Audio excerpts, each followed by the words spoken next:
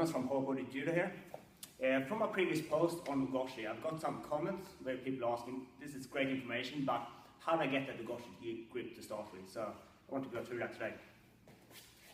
So the first thing I would like to say is that if you aim to get a really deep O-goshi grip, many particular beginners when they go for O-goshi want this really deep grip, and get down here, he would freak out with this grip. It's very comfortable for him. He would just lift, yeah, exactly what I did there. Move his hip back and really stretch out and break that grip.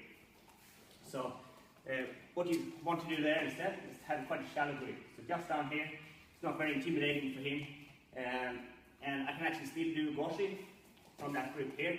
But if you feel like you prefer a deeper grip, still go for this grip to start with, and I'm actually going to let you hold this so you can get some movement. And as you're moving, just as I move back here, I create momentum, then I let go and reposition into deeper grip, and I can move through O-goshi.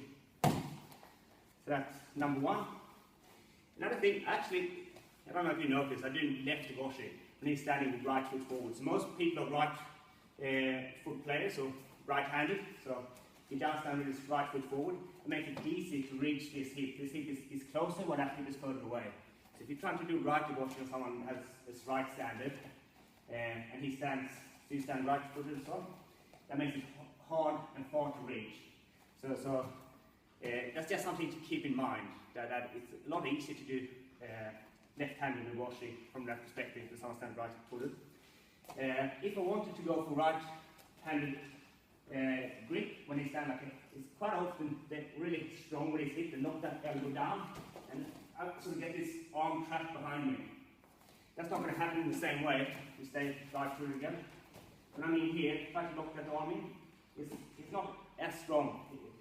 That back hip, you can move back and really lock that down. But this side, I can sort of it's easy for me to cut under his arm, which leaves him open for O-goshi.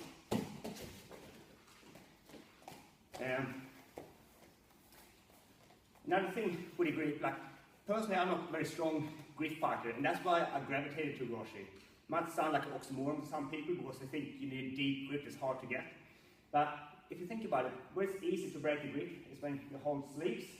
So down here, this is the easy grip to break, you just circle his hand. Same up here, it's tight there. But where it's easy to grab a grip and hard for him to break it, it's down low in the gauge here. That's harder for him to grip, it's just too much material moving around. Armpits, the same. Plenty of material to grab hold of, so once I get that grip, it makes it harder for him to throw. So if you really struggle to get a hold on your opponent, the way I would go about it, I would start low.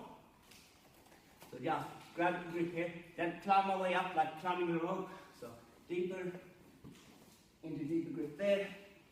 And here I'm happy. It's going to be hard for him to break this grip, and it can ease up heading to my O-goshi.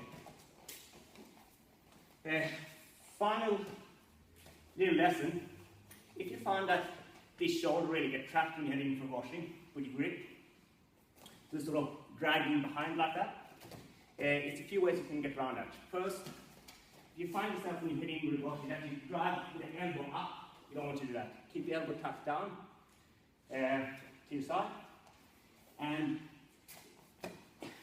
all you need to focus on is really the pick up. So I'm picking down up here, that hip up from here. Instead of dragging him over my back with the arm lagging behind, I'm going to drop him down exactly where he's standing. So I get the lift up, and then this hip going to move back in that direction. So, see that? It basically lands on my feet. And that way, I don't need to pull him across my hip. I just pick him up and drop him straight down again. So one more time. So I have my armpit grip and side grip. Pick him up in the air. And just step back straight back. And that way, I never put that shoulder crease. It's just a pick up and back out. So it's really more of a O-goshi than O-goshi. Traditionally, obviously, O-goshi is very side on. So it's sort of, if you see it as a spectrum, somewhere in between. Right, so I hope that will make your grip easier to get for O-goshi, and good luck with that. Let me know if you have any questions about it.